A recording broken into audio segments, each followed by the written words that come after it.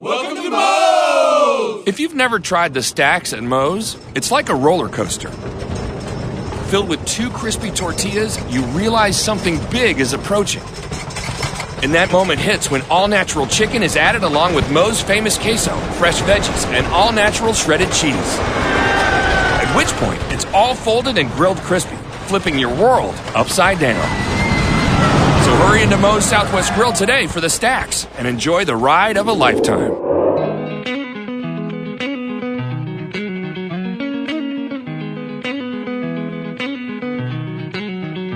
Back on the Monday Morning Quarterback, NorthJerseySports.com's original multimedia series talking all things high school sports across North Jersey. This is Season 4, Episode 2, as we dive into the heart of the high school sports schedule here in North Jersey. I am Corey Doviak, being joined by my 2 North Jersey football insiders. First up, Jimmy Abitabile. What's going on, Jimmy? How's it going, Corey? I'm very excited, as you can tell. We got a lot to talk about, a lot of good games, some surprising results from the past weekend. We're going to get into it all, and we will do so with the help of our friend, Mr. Football, Brian Carr. What's going on, Brian? Hey, everything's good. Thank you very much. I like my new title, Mr. Football. That's a good one. Thank you, Corey. Yes. Good to be here. Yes, you are Mr. Football because you go to football games, and you were at 2 good ones this weekend. Friday night, Old Tappan against Pascack Valley. Saturday afternoon, St. Joseph Regional against Del Barton. You got us quotes from both of those games. You got us audio. We are going to play them a little bit later in the show. And I was on Friday night at a surprising result, to say the least. Demarest 42-37 win over Ramapo, which leads us into our guest this week. We will be joined by the Northern Valley Demarest head coach, Tony Mottola, whose team suffered through an 0-for-10 last year and has spun that on its head as they are off to a 2-0 start. So we got a lot to talk about, a lot of other games we're going to touch on here, including, you know what, Jimmy, let's catch up with where you were this week. I know you were doing some work for an alternate media outlet back in the booth, I believe, at WCTV, were you? Yeah, we were at the Westwood Pascack Hills game Friday, 6 o'clock start, and Westwood came off what I think they would consider a little bit of a disappointing effort against a good Mawa team, and with the playing Riverdale this week coming up, I know they needed a win. They didn't want to fall to 0-3 possibly. They came out, they jumped out 21-0 over an injury-riddled, inexperienced Pascack Hills team, and wound up holding on for a 35-7 win. Yeah, I'm sorry, a 28-7 win. Yeah, 28-7 win got them their first win of the season. They're 1-1. Pascack Hills is 1-1. But you know what? I think one of the things that's really struck me here as we get out of the gate here, and now we're starting to learn some things about some teams. Jim and Brian, we'll ask you the same question, but can you remember a season where, usually you can look at the schedule, the reputation of the teams, you can say this team's going to beat that team, this team's going to beat that team. That is out the window this year. I don't know, 3 weeks into the season, I don't know who's good, I don't know who's bad, I don't know who's going to be good, I don't know who's going to win state sectional championships. What's going on around here, Jimmy? Well, I think a lot has to do with the Super Football Conference. I think the NFL would be happy with it because parity has struck. I think they did a pretty good job of putting light teams together, power teams with power teams, struggling teams with struggling teams, and it really is creating an opportunity where, every week you're going to see a team beat a team that you don't expect it, and it's pretty exciting. Yeah, I like it. Brian, how about you? I have to agree with that. Think about it. Coming up this week, you've got 2 power schools. You got Wayne Hills playing Old Tappan. Both teams have been to state championships. They don't regularly play each other during the season. They're coming up this week. So those work. But, you're right. You don't know who's going to show up. We saw St. Mary's. We thought they were going to win. They got beat bad. So, you got Demarest here. You got Fort Lee. I'm not talking about them as a powerhouse yet, but 3-0. So you got a number of teams that are coming out of nowhere and are doing well. So you don't expect this. You don't know. Yeah. Jimmy, here's one that shocks me. How about Fairlawn is 2-0 after a 40-13 win over Memorial? Yeah, Fairlawn has been a program that, Fairlawn has produced a tremendous amount of athletes in the 70s, 80s, and 90s. Unfortunately, many of them didn't wind up at Fairlawn High School, so the program has been struggling. And again, now, they're playing teams of equal talent levels, and they're doing a good job. They're 2-0, and that really builds excitement back in the town, in the school, in the junior football program, and you kind of need that to kickstart your program. Yeah, it's true. And because if the leagues would have stayed the same, if it was the NBIL and the BCSLs, the same teams were, before those leagues broke up, by the end, they were, you could pretty much predict who was going to beat who and who would finish on top. And the teams at the bottom just kept getting pushed further and further down. So, right. I don't know who's in what league. I can't, I'm not even going to start looking at that stuff until later, really. All you got to know is that the New Jersey Super Football Conference is huge. And, it creates for interesting matchups, too. We're going to have Tony Mottola on.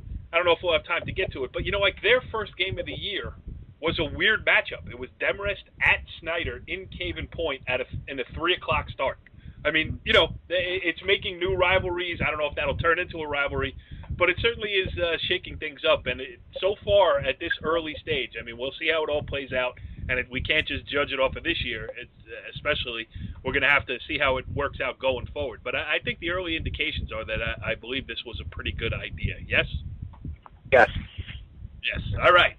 So, a pretty good idea for me was to show up on Friday night at the Norsemen Stadium there in Demarest behind the high school because I was really the only media member there, and I was on hand to see as surprising as a regular season result as I can remember last couple of years. And then as you saw the game play out, it was obvious that Demarest could play with Ramapo, and it was no fluke. I mean, they were moving the ball. They actually fumbled a couple times deep in Ramapo territory and actually could have put up more than the 42 points.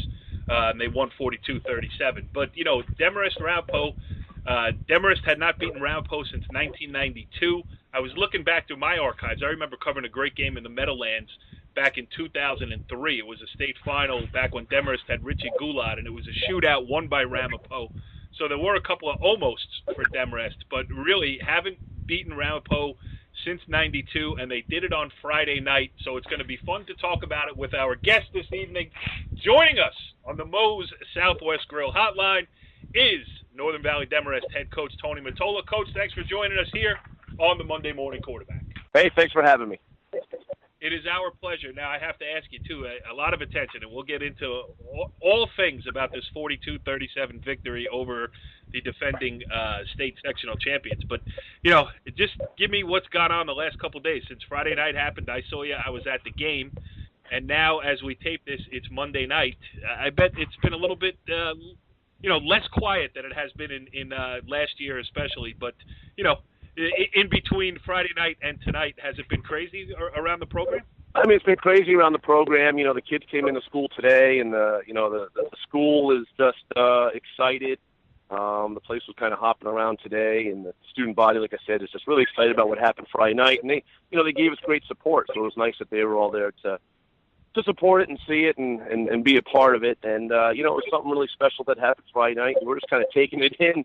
To be honest with you, I think when we woke up Saturday morning, we still had to kind of pinch ourselves, make sure that everything was still there, and it did happen. We kind of felt very confident going into the game. But anytime you can beat a program like Ramapo, it's really just a nice boost, and my phone's been buzzing ever since. Yeah, well, I'm going to let Jimmy and Brian ask you a couple questions, but before I get to that, I want to drop one more on you. It had been since 1992 since you had beaten Ramapo, and a couple of weird things. It was senior night. You decided to do it early in the year for a variety of reasons, and people are scratching their head going, why would they do it there so early? It turned out to be the greatest decision ever because you had the biggest crowd that you've had at Demarest in a while. And everybody got to see that, and now I think the momentum, quelling expectations is something you're going to have to do over there. Yeah, I mean, I thought that what a great way to kind of celebrate our seniors and, all the things that they've done for this program. And like I said, we were confident going into the game, and we just felt like we had a good game plan, and we were just really excited to do it in front of, a lot of alumni. A lot of the parents were there, and, of course, the student body gave us great support. So we were just really, really excited to do it in front of our home crowd, and they were just loud. They gave us a great boost throughout the game. Yeah, and as I wrote in my story on NorthJerseySports.com, a couple of the kids came over to one of the esteemed faculty members over there in Northern Valley Demarest, saying, "Can we run on the field after the game? We got to work on that. We got to make sure they know how to celebrate these big wins here." All right, that's Jimmy, right. go ahead. That's right. Go ahead, Jim. Yeah, Coach. First of all, congratulations on a great win. Thank you. In 2000, congratulations. On 2014, you go to the state playoffs. You're led by Alex Norsemen, obviously one of the most entertaining players in Bergen County that year. And the following year, last year, Coach Carstens, one of your assistants, tells me, Jimmy, we're playing so many young sophomores and juniors. If you can let the fans know how difficult it is, what are some of the pitfalls of playing so many young kids during a season, and then now how that leads into this year, how that experience of a year at varsity football has helped you the first two games. Yeah, no question. Last year we were really young. We were playing mostly sophomores, had some juniors on the field, and we kind of knew as a coaching staff, we knew as a team, we knew as a program that we were going to kind of take it on the chin. We were playing a strong Wayne Hills, an outstanding Old Tappan team last year. We had Wayne Valley, so our schedule was not an easy schedule, and our kids weren't really quite ready for that level of play. We tried to compete as best we could. We tried to kind of do what we thought we could do and what we needed to do to kind of prepare these kids not only for the games last year, but to propel us into, really the off season. And listen, we did not plan on going, 0-10 last year. And I always say that for as many good things you need to have happen to go undefeated, you need to have just as many bad things, if not more, happen to go, without a win. And that's something that we didn't predict or want to have happen, but it kind of happened. And our kids just walked into the off season, and instead of giving up on the program and saying they'd had enough or it was too tough or too difficult, they kind of bared down. They gathered around each other and kind of rallied around each other and just worked hard in the off season. We kept telling them, listen, the speed of the game now, you've seen it. You're not going to see better kids than you saw this year, and we're going to be ready for next year. But you just got to kind of stay with the program, stay with what we're trying to do, and believe in what we're doing, and it's all going to start to kind of turn back in our direction. And obviously playing Snyder, winning week 1 was a big part of that, because the other thing you have to deal with when you don't win is learning how to win again. And that's something that we really worked in the off season, just psychologically about. And I thought our kids did a great job in the preseason, and it carried to Snyder, and then obviously this week versus Ramapo. So the kids are definitely feeling and seeing the benefits of last year. But, to be honest with you, it's hard to go 0-10. It's hard physically, it's hard mentally, it's hard psychologically, it's hard everywhere. Yep. And I think for our kids to come back and to gain some success is a big thing. It's a really, really important for them to kind of feel that, what high school football is about, kind of winning in front of your home crowd and just having success. So I am just thrilled for the kids, because, again, last year was not easy. I'm just glad that they're getting some success now. Yeah, I think last year I shook your hand a couple times at halftime and said, "Hey, Tone, see you later." Yeah, yeah. And there was a couple games I wanted to fall you out at halftime, but it was just one of those things that you get. Unfortunately, I think if you coach long enough, hopefully you don't, but every now and then you're going to get that type of season, and we kind of faced it last year, and like I said, you go up against some of the teams that we played, and it was difficult, but it's paying off now, and we hope that it continues to pay off going into this week. Yeah, Bri, you're a Northern Valley high school sports insider. Go ahead. How about you, Coach? Hey, Coach, I like your comments regarding the challenges. I live in Dumont, and Dumont had some challenging periods there. They went like 0-18 for a while, but I think. And when I was in high school myself, my high school football team didn't win a football game. But I think it kind of gives you an example of life, that there's many challenges that you have to overcome. So it's a good thing that you've done to get the kids to overcome that challenge and to come out and win 2 games so far this year. So good job. Hey, I want to ask you about your quarterback. Tell us about your quarterback. It's Austin Albertini. How do you say it? Alberici. Alberici, yeah. A lot of stats. Yeah, last game I see, all over the place. Running, throwing. He had 2 touchdowns, passing, 2 touchdowns running. Tell us about him since we haven't seen. Austin is just the kid is a competitor. He's a leader. He leads by example. He's a very vocal leader as well.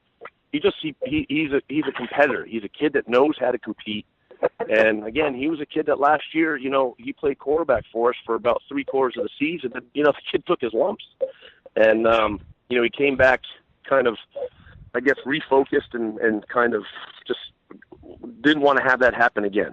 And, we asked a lot of him, as we do all of our kids. We're not a real big program. We don't show up to places in 3 or 4 buses. We have maybe 1.5 buses. So it's not like we're pulling in with 75 kids. So all of our kids that are on our roster, they got to play offense, defense, and special teams. And again, it's a commitment that they've made, and a compliment to them that they're in such great shape and have done the things that they've done. Austin is just a kid that he's an athlete, and he plays alive with his feet. He does a great job of keeping his eyes downfield when he is moving outside the pocket. He has a good command of our offense. He spreads the ball around pretty well to different kids, and like I said, he's just a really, really good leader on the field. And he ended up kicking PAT field goals for us in this game, which we didn't plan on, but he had to jump in and do it, and was real successful there. And he can punt for us, he can hold. There's a lot of things that kid can do, and as a coach too, you don't want to overuse him. But when you play a team like a Ramapo, and some of these teams that we're playing, that you gotta. Your big-time players got to make big-time plays, and thankfully he made those, Friday night. Yeah, he definitely did, and knowing him since his freshman year, he always seemed confident. But you know what? More than that, he's just a really nice kid. Even he's our athlete of the week this week on NorthJerseySports.com, and when I interviewed him right on the bench in the middle of that, cacophony that was going on after he pulled off that victory, he was quick. He didn't say anything about himself. He said, "It's not me. It's all 11 kids on the field." He named each one of his offensive linemen by name. All that kind of stuff. So definitely the leadership qualities that you want in a quarterback. But I will say this: the toughest kid in the park on Friday night was your senior cheerleader, whose name I don't know, but took a tremendous spill. Yeah, unfortunately, that girl, Seema, she took a pretty good shot coming out from when we ran out of the little tunnel there. And, our kids felt sick. The kid that kind of hit her ran over and made sure she was okay. And, we have a saying that, and it's even on our helmets, that we're all in. Well, I'll tell you what, that girl is all into this program. She didn't miss a beat. Got trampled, hopped right up, and finished off the game. Yes, and she's starting at defensive end this week. No question. She's tough as nails. Tough as nails. Yeah. Yep, and I sent her the pictures of the whole incident, so she took it all in stride and was also in good spirits as well. Yes. All right.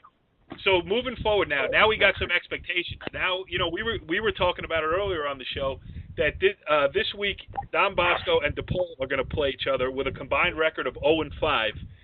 Also this week, Northern Valley Demarest will be playing Northern Highlands with a combined record of 4-0.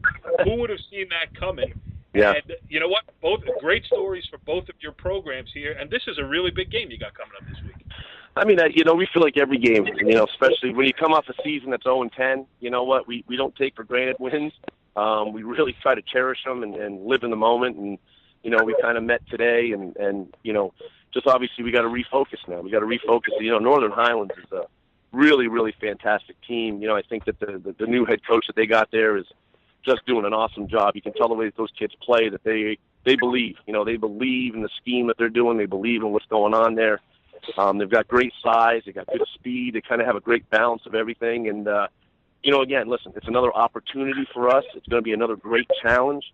We feel like we can play loose and fast and free, and just kind of play the way we play. And, we're going to be prepared. And then, whatever happens, happens. Again, when it comes down to it at 6:15 on Friday night, it comes, everything relies on between 14 and 17-year-old kids. So as much as you prepare and do all the X's and O's, sometimes you just don't know what's going to happen when you get out there. But we're like I said, we're really looking forward to the opportunity, and just excited to get back out there and compete again. Jimmy, one more. Yeah, Coach. Obviously, there's a lot of excitement, I'm sure, in the school, the towns, and now it's new. Media now wants to be part of it. The challenge this week to you is how do you get them back from that excitement and say, hey, now we got to get grounded, we got to get back to work.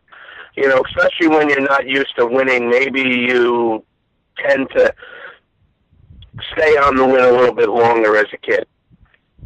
Yeah, there's no question. I mean, that's one of the things that, of course, as a head coach, it's funny because the moment the game ended, obviously, on Friday night, my head's going towards Northern Highlands, but I'm also thinking about, I hope the kids aren't reading the press clip, all the stuff that goes on.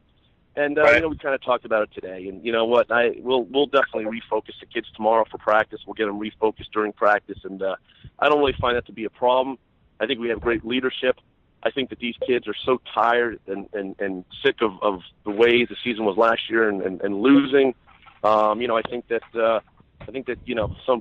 some wise man once said you got to love winning more than you hate losing. And I think that we're kind of in that stage right now. And I don't think it's going to be hard for the kids to refocus and kind of get back on track this week. Like I said, win or lose, I'm not quite sure what's going to happen Friday, but I just know that we'll be prepared and, we're going to go up there and give them everything we got. And whatever happens, and we'll get back on the bus and we'll prepare for the next week, So we kind of are trying to take it one day at a time and, exciting program win anytime you can beat, I got the utmost respect for Drew and, his staff and, his program. And like I said, it was a great step for us, but, it was one step. We've got at least 10 games, hopefully more this year. So we're just kind of taking step by step and told the kids, listen, enjoy the weekend, enjoy it with your families, all that stuff, because as you know, we don't know when we're going to get our next win, but we'll be prepared and ready to go for Friday night. Yeah, well, if you were hoping that they weren't reading the press clippings, we can keep track of the statistics on NorthJerseySports.com, and I'm pretty sure some of your kids read the press clippings. But yeah, you know what? Don't tell me though, so I can sleep at night. Would you? Okay. I don't want to know the stats. Right. I'll hit the delete button on that stuff. Yeah, thank you. We have ways as coaches that we can refocus these kids tomorrow, so we'll be all set. Yeah, well, that's the thing too. I was going to let you go, but since you brought that up, you do have an experienced staff who has been with you through the good times too. Jimmy's very close to Sir Michael Karsich. Mike Farrington does a great job for you too. I mean, this this seems like it's a real coming together where you went through what you went through, and now you're back, and it seems like you guys are just kind of, I don't even know how I want to put it, but it seems like the pieces are falling in place here. We hope so. We feel like that. It's a 12-month job. I mean, high school football coaching just isn't something that picks up in September and ends in December. Right. It's a 12-month process that we really worked on with the kids, and I do have an experienced staff and guys that, like I said, have been with me when we made the playoffs. Have been with me when we went 0-10, and they kind of they know. They kind of know how to push the buttons on the kids and make sure that we're refocused and everything like that. And like I said, they've got such a great relationship with these kids too. As much as it's about, you love to win and lose, it's also about relationships. And my coaches have such tremendous relationships with these kids, and they're just very close that I don't think it's going to be a problem this week. And like I said, if we see something going on in practice that we don't like, we'll readjust it. If you see something, you will say something. That is no question. Tony Mottola, the head coach of the Northern Valley Demarest Fighting Norsemen. Thanks for coming on here on the show. And listen, I'm happy for you because, I've been around the program a lot the last couple of years, and I saw you go through last year with dignity, and I saw you go through Friday night with the same kind of dignity. So, well, I appreciate that, and thank you for the support and everything else. And like I said, we just hope that we can just keep going out each Friday night and putting our best foot forward and, hopefully continue winning. Well, I had to be there. I had to take pictures for senior night, but I appreciate it anyway. You got it. You're always here. I feel like you're always around. Yeah, so do I. Good. I'll see you tomorrow. Good luck. Good luck, Coach. Hey, thanks, guys. I appreciate it. Well, interesting stuff there with Tony Mottola. We thank him for coming on. I know it's been crazy for him there at Demarest, so he gave us a good 15 minutes there. And, Bri, how great was that line? A couple of nights I wanted to follow you out. Yeah, I mean to go over last year, and now they're 2-0, so they're in a good position now, and I'm sure the coach feels good now. The kids feel good, and the school feels good, so they're going to have a lot of excitement, which is great for the town, great for the kids and football. Up here in the Northern Valley, 2 undefeated football teams. Unfortunately, they don't play each other. The old Thanksgiving Day rivalry. Oh, They do. Yeah, they're playing. I think it's October 21st. I just looked at it. Yeah, October 21st in Old Tappan. It's on the schedule here. Unless, right. Oh, no, my mistake. My mistake. I stand corrected. I was looking at Northern Highland schedule because that's who they're playing. I'm sorry. My bad. No. Now, Bri, I'm sorry. I'm a taxpayer in the Northern Valley. I know these things. I know who's playing who. Come on now. This is Monday Morning Quarterback. We can't be giving out. I was looking I happened to look at Northern Highlands, and I thought I was looking at Northern Highlands schedule. I thought it was Demarest because they're playing each other. My bad. Yeah, well, if it had been my mistake, I would have cut this off and started this whole segment over. But since it's your mistake, I'm going to leave it in there. I'm sorry, pal. That's the power with having the button here in my hand. Well, so they do play. They you know what it is? They do have some overlapping teams that they play with Old Tappan, but they don't play each other this year. Sorry. Well, I'm going to give you a chance to make up for it because I am going to queue up all of the stuff that you did this weekend here as we get into some of these other games that went on across North Jersey this past weekend. Friday night, let's start in chronological order. You were in Old Tappan, and you saw Old Tappan, Pascack Valley. Just give us a little idea of how it felt. I mean, I know the 2 fan bases were into it. I got some reports from some young Cub reporters that I had on the scene there, so I know it was a great atmosphere. How about the game? No, it was a good game. I think the big thing for the Old Tappan kids is trying to live up to, the years past with all the Fullers and the rest of the athletes they've had with their state championship last year. The kids came out. I think they played well. They don't have the size. I don't think as much as they've had in the past, but they do have some talent. And the 2 brothers, the quarterback and the wide receiver, Jack and Aiden Balali. Yeah, they had 3 touchdowns in a row. The 2 of them. So they really put it together, and so I think they look really good. The defense stepped up when they had to, and one of their old, strong, tough kids was Eric Slater, who got in there for a touchdown. I think that was one of the key plays in the game. Near the end of the first half, it was a tie game, which they had been up by. It was 13. They were up 13-0, and Pascack Valley came back and tied the score. But Slater got in there and helped get the lead at halftime, and then they went in from there, and they were able to tack on another touchdown at the beginning of the second half, and that they kind of kept that good cushion 2-touchdown lead from then on. So, but they overall played a very good game, and the defense, stepped up and was pretty stout. Stopping the Pascack Valley.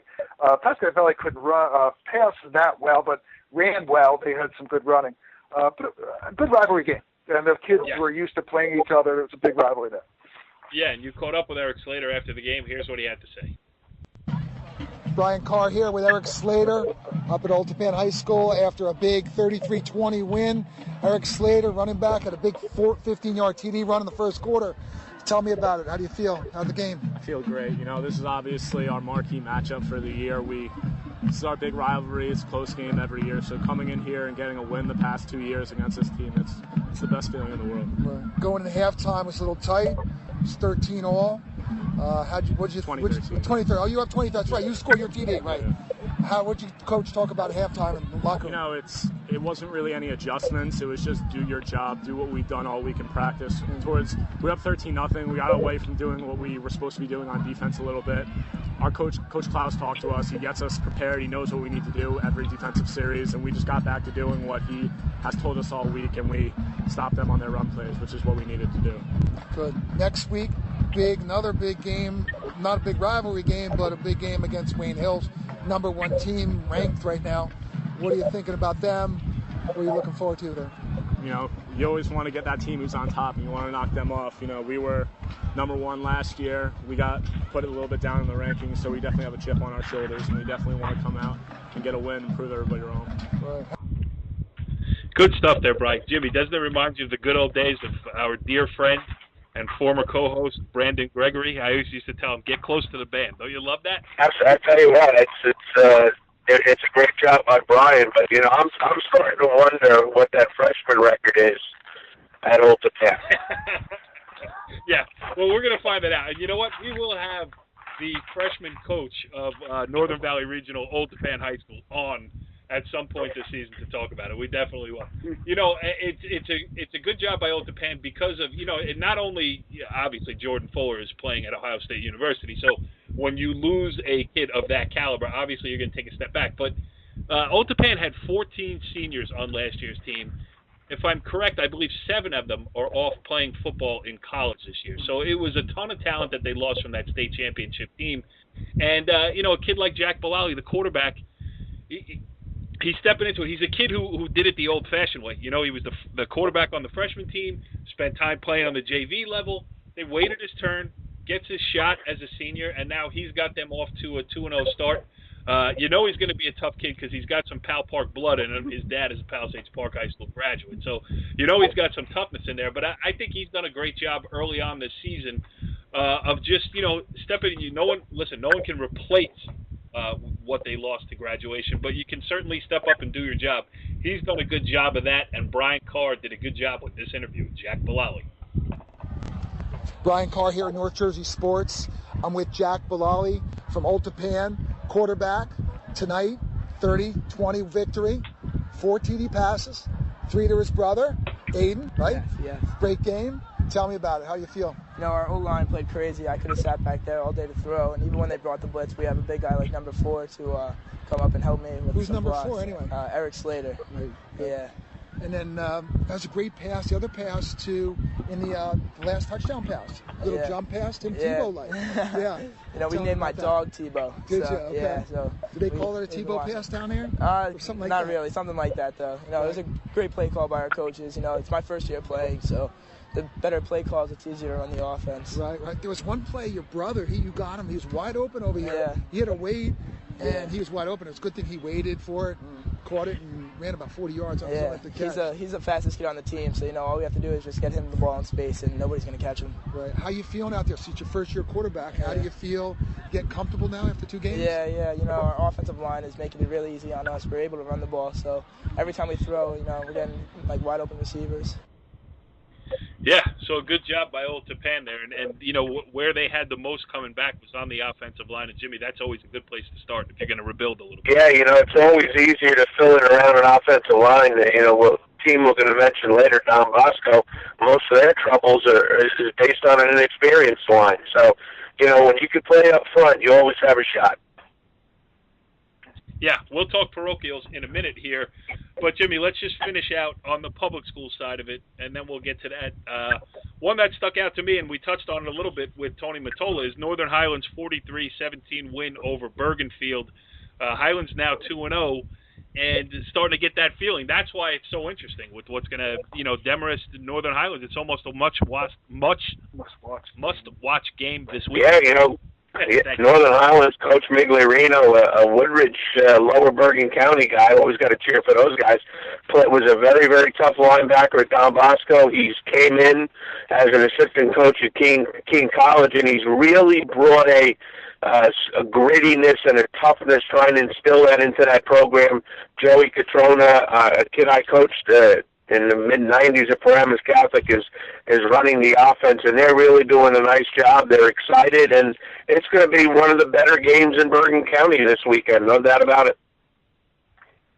Yeah, absolutely. All right, Hackensack got its first win, 35-0 over North Bergen. And another interesting note, Clifton 40, Bayonne 7. So Clifton off to a 2-0 start. And Jimmy, who's on the staff over there at Clifton? Yes, Coach Nielsen is one of the assistants. Coach St. Q, a standout football player at Clifton in the early '90s. He's taken over a program that has struggled since that last state championship. And they travel to Ridgewood this weekend, this Friday, I believe. And last year they did not put their best foot forward, and I know they're very excited to go play Ridgewood. Absolutely. Anything else on the public school side that we should mention? Yeah, one interesting. Go ahead. Can we go? One interesting game is I coach Roger Cutlars at Wayne Valley. taking on a tough Riverdale team, and I think that might be the signature win that Coach Cutler needs to get that program, the Indians, over that next level. Yeah, Brian, did you have one? I just keep preaching about Fort Lee. The young running back they have over there had another big 200-yard game. Last week he had 200 yards as well, and now Fort Lee's 3-0. So, you kind of root for the Bridgemen, coming back. And I don't think they've won 3 games or, in a bunch of years, long time. It's been quite a number of years. I thought you were going to bring up Doom. No. Leave that for later. St. Joe's will talk about that. Yeah, okay. Yes, that's the segue into the parochial part of the show here. As we move on, Brian Carr, as he mentioned, was at St. Joseph Regional's 28-14 win over Del Barton. Well, go ahead, Brian. Tell us who you talked to afterwards, and tell us where. I happened to talk to a young man who I followed. I know his older brother. I know his older sister. His older brother and sister both went to school with my kids, so I know very well. He's been out there. I've seen him in a lot of games. Goes with his dad. He's now a senior at St. Joe's. He's an offensive guard. It's his first year starting. I mean, he's rode, the bench, and basically, it's just not me. I mean, I wouldn't have done anything unless, they had to win and they had to do a good job. And they came out. The line did very well. I think that was the difference in the game for St. Joe's. Not just Ryan. His name is Ryan Brotto. Not just Ryan Brotto, but there's 4 other guys on the line, and they were opening up a lot of holes because they gained well over 200 yards rushing on the ground, and the running backs are following through there. So, and Joe's had a tough game. I mean, everybody was talking about Del Barton. Jimmy was there as well. Del Barton didn't want to play this game. Del Barton looked really well, went up 7-0 on the first offensive play of the game, and it stayed 7-0 almost late second quarter. And it ended up 7-7 at half. So it was a good game, and, we kind of all knew. We thought Joe's would win, but it was a really, good game, competitive, and then Joe's, took control in the second half and went up and scored 28 straight points to go up 28-7 and then gave up a touchdown at the end to make a final score, 28-14. So, but good game. Jimmy was there. I don't want to call Jimmy's got some storm too, some thunder. Yeah. But let's hear your post-game interview with Ryan Brotto here. It's some Dumont talk cloaked in green and gold. Brian Carr here, outside the St. Joe's locker room after a big 28-14 victory over Del Barton. I'm here with offensive lineman guard Ryan Brotto. Ryan's from Dumont, by the way, senior, first-year starter. Ryan, how do you think the team did? How do you think the line did? The team did great. The defense played well the first half, kept us in the game, and we had a hard time moving the ball in the beginning. Second half, Coach Hoffman got us motivated. We came out, played great, and it was a great team win. Right. So went down by 7, huh? Then had to come back and score 28 unanswered points to kind of seal the game. Mm-hmm. What do you think? How the line do? How do you guys, as a team, as a group, how do you feel you guys did? Well, we had Pat McMurtry, a sophomore, come in, step up for Josh Fed Jackson. He played great. The defense kept us in the game for that. Once we got the ball rolling with the first touchdown at halftime, after halftime, that's when we got the ball rolling and just kept going. Go Huskies. And I did notice too, Bri, following your tweets all weekend as well, the one that you decided to tweet out was Ryan Brotto's pancake club somewhere. So your brown and orange is showing through there. But Jimmy, Brian touched on it. Del Barton had to be dragged kicking and screaming into this New Jersey Super Football Conference. And then they go out and they play that well. I think, the difference is obviously depth, probably, where you're going to get tired banging against those big boys from St. Joe's but Del Barton proved that it belongs on the level. You were there, I didn't realize that, but what was your I don't think there's any question. You watch that game for a better part of almost 3 quarters, and you almost chuckled to yourself, Del Barton didn't want to play at this level. Remember one thing about Del Barton, their best player, Andrew Papatonis, did not play in the game, and he is by far their best football player. It was a 14-7 game with 9 minutes left in the third quarter. They faked a punt at midfield. The kid was wide open. Unfortunately, the punter overthrew it. That might have been a touchdown. We might have had a 14-14 game late into the third quarter. So they certainly did not play like a team that could not play at that level. Yeah. Nick Patty played well at quarterback for St. Joe's. Brian Carr also caught up with him. Here's that interview as soon as I hit the play button. Here we go. Brian Carr here with Nick Patty at St. Joe's after a big 28-14 win over Del Barton. Quarterback Nick Patty. Hey, Nick, how'd the game? How'd you feel you did? I thought we came out a little bit slow. We had a couple of mistakes that we had to fix. Coach Hoffman told us what we needed to fix, how to fix it, and we ended up coming out, had a great second half. Couple mistakes though, stuff that we do got to work on for the next 2 games. We got Bergen and then Bosco, but overall it was a pretty good day. Yeah, good. Yeah, 28 unanswered points there. You were down 7. They got that one play. They scored to get 7 points. You guys scored 28.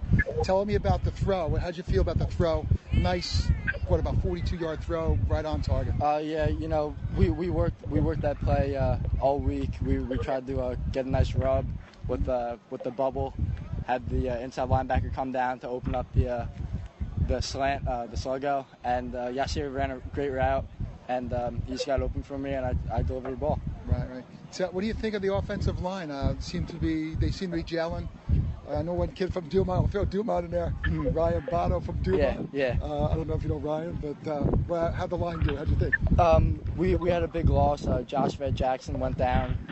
He'll be back. He'll be back for Bergen week in 2 weeks. But we had Pat McMurtry step up, and he did a great job. I mean, he came into a big situation trying to come off of a loss and get a win, and he did a great job, and I'm very proud of my offensive line. They had a great day. Good. So what do you think you need to do to prepare for Bergen? Get 2 weeks. Game here. Yeah, watch a lot of film, a lot of preparation. Get our minds right. This week off is gonna be big to help us get our bodies back, get our minds right for the game. And they're a great team from Oradell. And we just got to prepare correctly, and I think that we could do a good job coming out to win. You have a full house here, I'm sure, that Saturday. There'll be a big crowd here. It'll be a lot of fun, right? Yeah.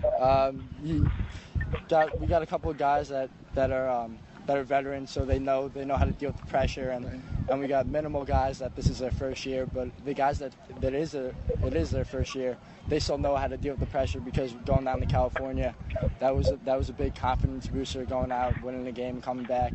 And I don't know. I think we'll be ready. Good. All right. Thanks, Nick. Have a good week of practice. Thank you. Thanks a lot. Yep. That was a great interview by Brian Carr. But Jimmy, you can't. Did he really ask if he? Do you know Ryan? The quarterback better know his right guard, Jimmy. I love it, Brian. I love enthusiasm, and I love your passion. It's great, and I also love your spot too, just because. All right, but you know what? You touched on it a little bit in there, and this parochial thing, this is crazy, because we got, Bergen Catholic beat DePaul this week. They're 3-0. DePaul is 0-2, going to play Don Bosco 0-3. Paramus Catholic now 3-0 after beating Seton Hall Prep 42-20. St. Joe's is 2-1 with no losses in state. So Jimmy, what do we make of this whole thing? I mean, it's crazy that Bosco 0-3, DePaul is 0-2. It's either I think Joe United once said it's getting late early for Don Bosco. Obviously the 3 teams they lost to, they were probably the 3 best teams that any of the parochials have played. So certainly there's no shame in losing those games, but this week is a very important week for them. I think if they go 0-4, they might, the ship might start sinking. And, I'm sure Coach Toll's telling them, hey, listen, let's treat those 3 games as the preseason, almost the scrimmage season. It hasn't hurt us in the league, and it hasn't hurt us in the state, but they certainly have to. Their defense is giving up more points per game than I can ever remember. The offensive line needs some work. Their special teams need some work. So they certainly have their work cut out for against a very good DePaul team. I mean, DePaul is very young. They only play 3 seniors. Most are sophomores and juniors. And I tell you what, they were very competitive, a 7-point loss to Paramus Catholic. that Bergen game was a very tight game into the fourth quarter. And if you're Don Bosco and you don't come out and play 4 quarters of good football, you're going to lose Friday night. Yeah, Don Bosco is long past the point of, well, we've played a tough schedule, blah, blah, blah. I mean, it's about wins and losses. Absolutely. I don't think there's any question. I think what's happening is they are a little bit shell-shocked, and I think they're walking on eggshells during the game. I think they're waiting for that next bad thing to happen instead of making that good thing happen. And when you play not to make mistakes, most of the time you will make mistakes. Yep. Yeah, absolutely. Like we talked about earlier with Tony Mottola, once the good energy starts flowing in one direction, you can kind of ride it, but the reverse is also true there. I know you're very close to the situation over there at Paramus Catholic, and the Paladins got to be feeling they're pretty good. they're taking care of business. They've won all 3. I know Coach Sabella continues to harp on the mistakes, the penalties. We have to, they have to clean things up. I don't think he's happy, but, that's a sign of a very, very good coach. Never content, always can play better. And you know what? This game, 3-0 versus 3-0, a lot of people have asked me, Bergen Catholic, Paramus Catholic, what do I think? And in all honesty, I don't know. I don't have an opinion one way or another. Most of the time you go into these games and you say, hey, this is the clear-cut favorite. If Bergen won big, it wouldn't surprise me. If Paramus Catholic won big, that wouldn't surprise me. It's just, I tell you what, it's going to be a very interesting next 5 or 6 weeks in the non-publics to see who becomes that favorite. St. Joseph, obviously they're 2-1. They played a very good schedule, but offensively they've come out flat since the preseason.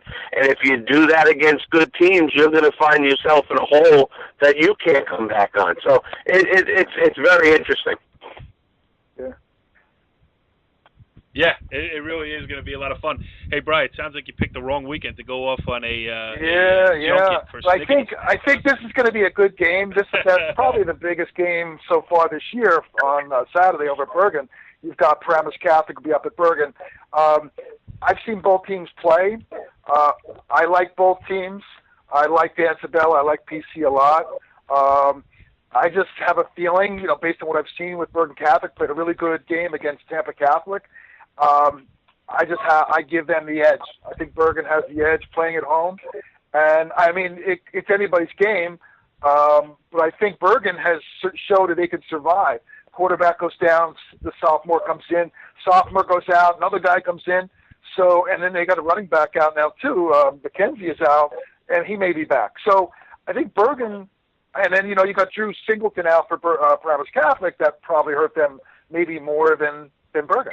So I kind of like Bergen. I think they would be my favorite. Just I won't be at the game, but I'll try to keep track and follow along. Should be a good game.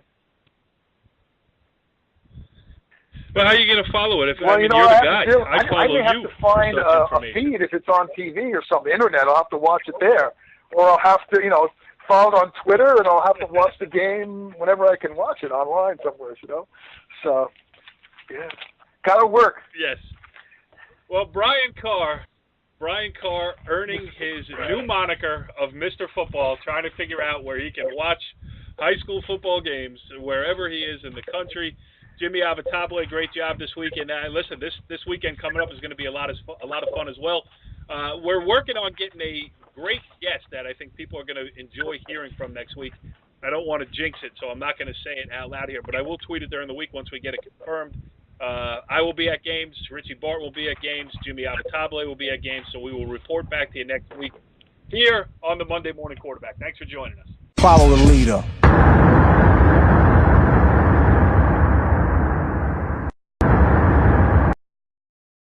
Season, because he's a good interview, good dude, and he's got a good program going on over there. So Hasbrook Heights 41, St. Mary nothing is the final game we'll talk about here.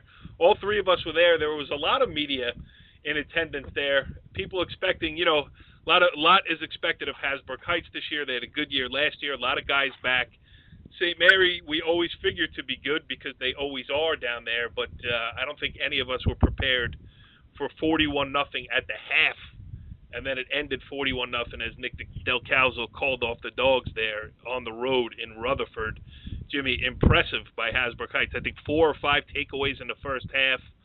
They kind of had their way a little bit there at Tampa. You know, Hasbrook Heights the last couple of years has really evolved from a wing T program, which they were for probably 25 years, to more of a spread offense. And Coach Adam Bayera, the offensive coordinator, brought that in.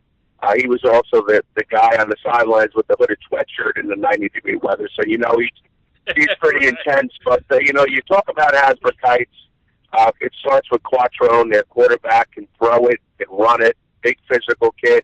They always seem to have 3 or 4 of those shifty-type backs in the backfield slots. Our little kid, Iorato, the linebacker, wrestler, just a tremendous hard-nosed player, plays his heart out. And, you know, the consistency of Hasbrook Heights, I think Coach Del Calzo's been there 31 or 32 years. He's only had 1 losing season. And at the Group 1 level where, you know, you're going to have some down years with just that pure numbers, you know, Hasbrook Heights has been a model program. Hey, Jimmy. We should. I was going to say, that was his 230th win, by the way, Coach Del Calzo. So it was a big win. It's quite a number of victories for one coach, you know. Yeah, absolutely. Yeah, but that little guy, to reiterate, Jimmy, that the little wrestler, number 2, Johnny, the running back, he recovered 2 fumbles. John Iorato. He recovered 1 fumble. I mean, he wanted the ball more than anybody else. I saw him really guard after that. I don't know if you guys remember that one. But he had 2 fumbles and then 2 fumbles, and then he scored himself a touchdown. He hustles, little guy. Yeah. He's about. We should. All right. We'll wrap things up here for tonight, but let's keep this in mind as we go forward. You know, I'm a big fan of the Sirius satellite radio. They have that college football channel, and Rick Neuheisel hands out his Greisman Award every year, which is the best player in the non-Power 5 conferences. So you have the Heisman, you got the Greisman. I think we should do that too. Keep our eyes out for a player of the year for the Power 6, we'll call the big parochials, and then the non-Power 6. And Jimmy, I mean, you said it when we were on the sidelines. John Iorato certainly in the conversation of small school guys to watch, because you said I think it was right when he wrestled that fumble that Brian was just talking about there, where he said, "I love watching this kid play." You know, that's what the beauty of Group 1 and 2 football is, that a kid that maybe is a little undersized, that wouldn't be able to play because of his size. Obviously, if you measure his heart, he's got the biggest heart out of anybody. But that's the beauty of Group 1 football, that a middle linebacker that's 150 pounds can go out there and make a difference on the field. And he certainly does. Yes, absolutely. All right, so we'll keep our eyes open for that. We'll try to keep track, and maybe we'll reveal some candidates as the season goes along here and come up with our own award show at the end of the season. But that's for later. For now, this was a good way to start off the new season here on the Monday Morning Quarterback. Brian Carr, thank you very much. Thank you, Pat. Thank you, Corey. Jimmy. And Jimmy Avatable, great job getting us the home run guest for Week 1. The pressure's on, pal. What are you going to do for next week? We always have a couple of tricks up in the bag. Follow the leader.